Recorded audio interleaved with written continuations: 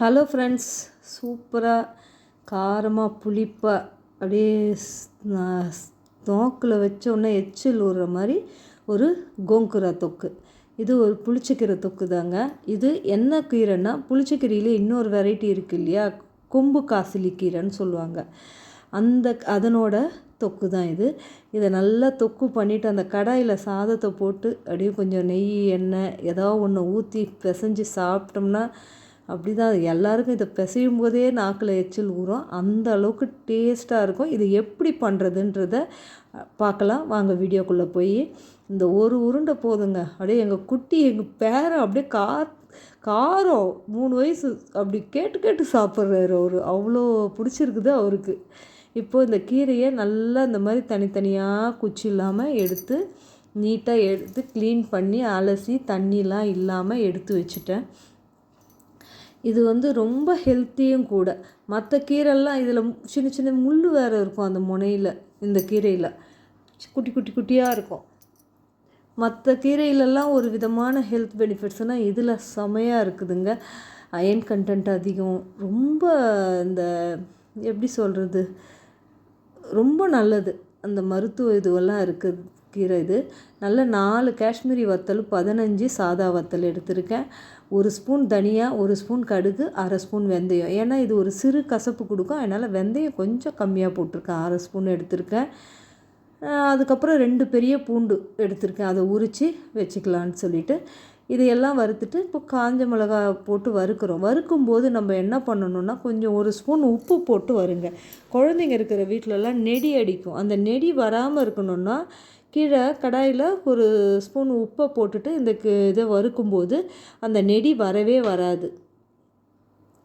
அதனால் இப்போ அது வறுப்பட்டோன்னே மாற்றிக்கலாம். ஒரு 2 ஸ்பூன் தண்ணி விடுங்க. ஏன்னா இதில் டைரெக்டாக கீரையை போட்டோம்னா ஒட்டிக்கும். அதனால் 2 ஸ்பூன் தண்ணியை விட்டுட்டு இப்போ நான் இந்த கீரையை அலசி கழுவி வச்சுருக்கிற கீரையை போடுறேன். இதை நல்லா ஃபுல்லாத்தையும் போட்டுட்டு ஒரு தம் போட்ட மாதிரி ஒரு தட்டை போட்டு மூடி ஒரு வெயிட்டை வச்சுருங்க. அழகாக குப்பு குப்பு குப்பு குப்புன்னு ஆவிலேயே வேகணும். தண்ணி தேவையே கிடையாது. அதில் இருக்கிற தண்ணியில் அது வேகணும். அவ்வளோதாங்க இதுக்கு. மற்றபடி வேறு எதுவும் தேவையில்லை. இப்போ இது நல்லா வெந்து வரும்போது மேலே கீழே திருப்பணும். ஏன்னா நடுப்புற அப்படியே பச்சை இருக்கும் கீரைங்க. அதனால் இப்படி மேலே கீழே திருப்பி திருப்பி திருப்பி விடணும். இது வேகிற டைமில் நம்ம என்ன பண்ண போகிறோன்னா, அந்த மிளகாய் பத்தலை பொடி பண்ணி வச்சுக்க போகிறோம். அதே மாதிரி வெந்தயம், கடுகு, தனியாவை தனியாக பொடிச்சு வச்சுக்க போகிறோம். கட்டி பெருங்காயம் தான் நான் எடுத்திருக்கேன். அந்த கட்டி பெருங்காயத்தை சின்ன சின்னதாக புட்டு வச்சுருக்கேன். அதே மாதிரி பூண்டை நல்லா தட்டி எடுத்து வச்சுக்கலாம். ஒன்றும் பாதியமாக இவ்வளோ தான். இது நல்லா திருப்பி திருப்பி விடுங்க.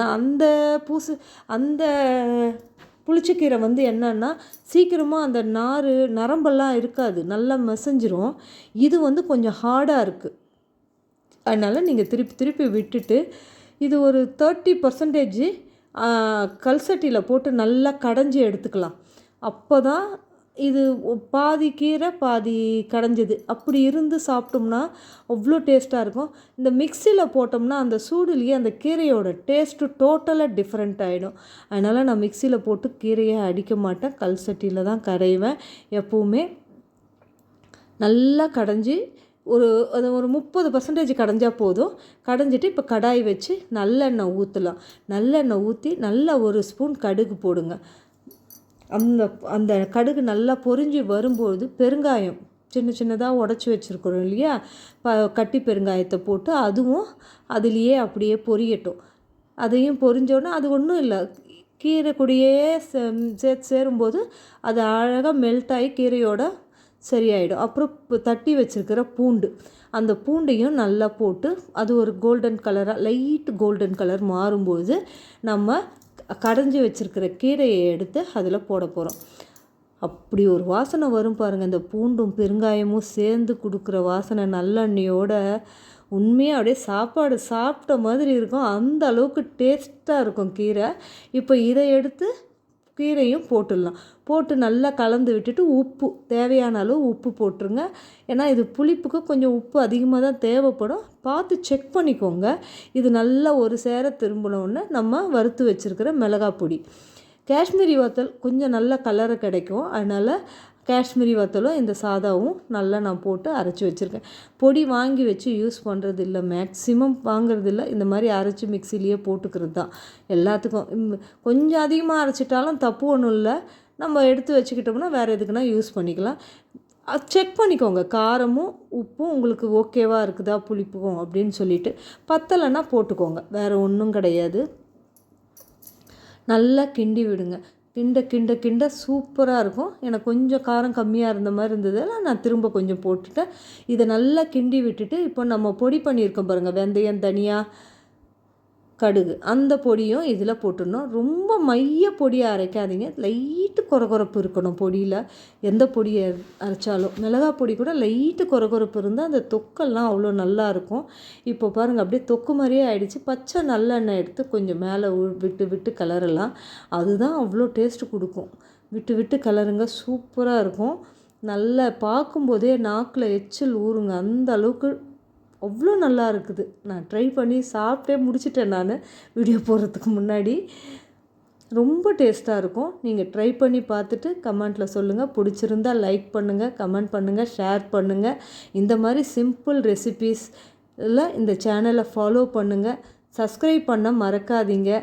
நல்லெண்ணெய் விட்டு விட்டு நல்லா கிண்டி கிண்டி வைங்களேன், சூப்பராக இருக்கும். எங்கள் குட்டி வாங்கிட்டே போயிட்டார் பாருங்கள், வீடியோவில் லைட்டாக தெரிகிறார் அவர். பிடிச்சிருந்தால் லைக் பண்ணி கமெண்ட் பண்ணி ஷேர் பண்ணுங்கள் ஃப்ரெண்ட்ஸ். நாளைக்கு இன்னொரு வீடியோவில் பார்க்கலாம். பாய், தேங்க்யூ.